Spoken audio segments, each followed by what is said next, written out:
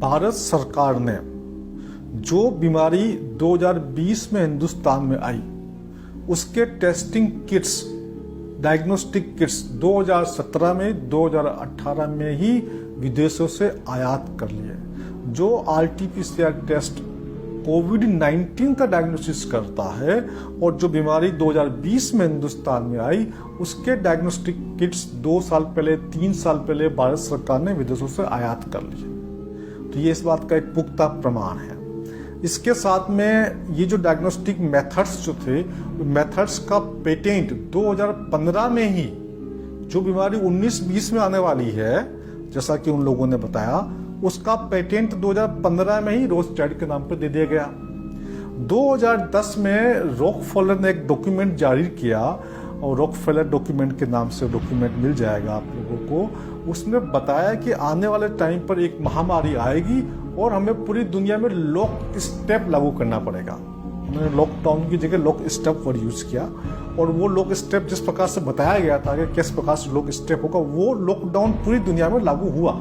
तो इस प्रकार के जब ये लोग पहले से बता देते हैं कि भाई ये चीजें हम होने वाली है और हम करेंगे, तो निश्चित तौर से ऐसी कोई महामारी नहीं होती कि पहले से इंसान को पता चल जाए या पहले से किसी डॉक्टर को पता चल जाए। तो ये एक प्री प्लान्ड प्रोग्राम जो था वो इसके इस प्रकार के कई सबूत हमारे पास है। जिस RT-PCR टेस्ट के बिहाफ पर पूरी दुनिया में लॉकडाउन लगाए गए, लोगों को क्वारंटाइन किया गया, हवाई रेल यात्राओं में पाबंदियां लगा दी गई, नागरिकों के मुख्य अधिकारों का उल्लंघन किया गया, क्या ये टेस्ट सच में मानवता को बचाने के लिए मददगार है या इसके पीछे छिपा है कोई और ही राज? पिछले 2 सालों में एक नाम जो लोगों की जुबान पे चढ़ गया, जो सबको पता चल गया, that is called RT-PCR test. हालांकि इसका सिर्फ उससे पहले रिसर्चर को ही पता था what is called RT-PCR test. अब हर इंसान कोविड पॉजिटिव कोविड नेगेटिव है, टेस्ट कराओ।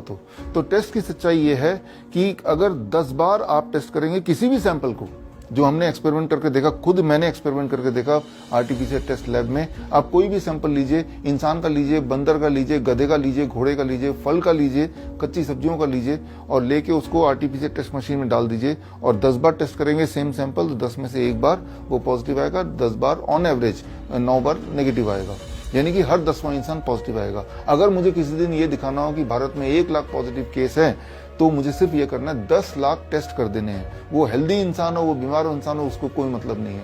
और वही टेस्ट अगर दोबारा करें उसी इंसान पे, तो वो नेगेटिव आ जाएगा। इसीलिए आपने देखा होगा सरकार ने क्या किया कि गाइडलाइन दिया कि पहला टेस्ट कराना जरूरी है और अगर पॉजिटिव पाए गए तो 15 दिन बाद दूसरा टेस्ट मत करा लेना, 15 दिन बाद अपने आप एज्यूम कर लेना कि आप नेगेटिव हो चुके हैं।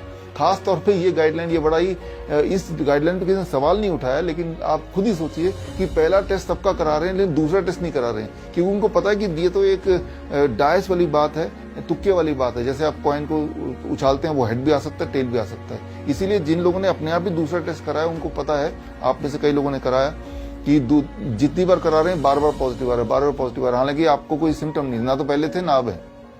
तो RT-PCR टेस्ट बना ही नहीं है किसी वायरस को डिटेक्ट करने के लिए या ये बताने के लिए कि आप किस वायरस से बीमार हैं।